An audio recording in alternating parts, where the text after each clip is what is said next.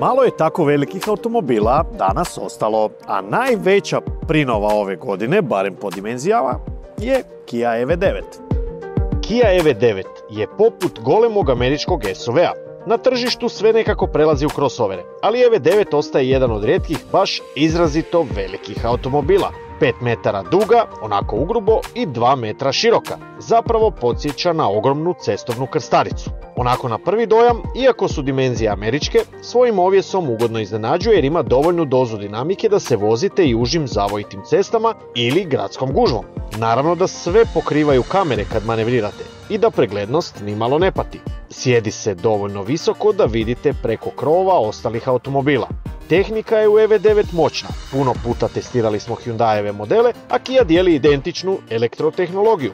Baterija od 105 kWh bruto ili 99,8 neto je moćna stvar kad se računa doseg, pa EV9 može prijeći više od 500 km s jednim punjenjem. I snaga i performanse su prilično ozbiljni za tako velik automobil.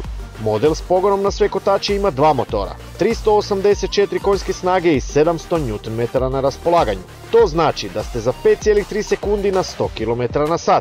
Ako se zaigrate s ubrzanjima ili najvećom brzinom od 200 km/h, dobro je znati da EV9 može primiti punjač od 240 kW, što znači da se na autocesti, kad se zaustavite sa 20% preostale baterije, može napuniti do 80% za manje od 30 minuta.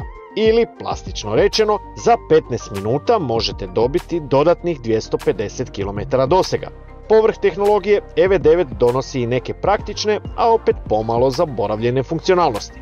Radi se o perjanici Kiine ponude i u ovom trenutku donosi sve ono što možemo očekivati od vrhunskog automobilskog proizvođača, kako po pitanju tehnologija, tako i po pitanju sigurnosti, udobnosti i svega onoga što očekujemo od ovakvog vozila.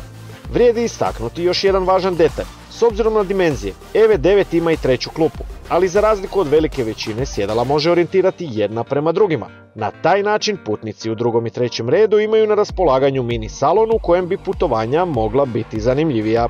Dojam izrade je dosta dobar. Elektronički dio u kabini je napucan funkcijama i unutra je snalaženje lako. Ta 3 široka ekrana čine jedno široko digitalno sučelje. Osim toga, položaj sjedenja i komocija su takvi da se i košarkaši mogu ugodno smjestiti jer mjesta ima kao u manjoj sobi. Kontrole su meke, a EV9 vozi s jednom dozom lakoće koja vozača opušta. Ničime vas neće natjerati na jurnjavu, ali ako pritisnete gas osjetit ćete da ispod kože ima dovoljno mišića za sve situacije. Masu od 2,5 tone ne osjetite koliko biste to očekivali. Kia neće tu stati. Doći će uz postojeći EV6, još i manji EV5, zatim EV4 i EV3, pa će čitava električna gama biti pokrivena u svim segmentima. Ali EV9 je pravi gorostas koji, čak i kad je svih 7 sjedala u upotrebi, ima 333 litre prtljažnog prostora. Ako se sva stražnja sjedala sklope, tu su 2393 litre. Kako smo već istaknuli, ne samo da je tako velikih automobila sve manje, nego je EV9 u klasi najvećih električnih automobila na tržištu u Hrvatskoj uopće. I samim time stvar je jasna, neće biti masovna, već masivna pojava na cesti, jer je i početna cijena od 88.000 eura svojevrsni filter. Uskoro ćemo ju testirati i malo opširnije i donijeti još više detalja.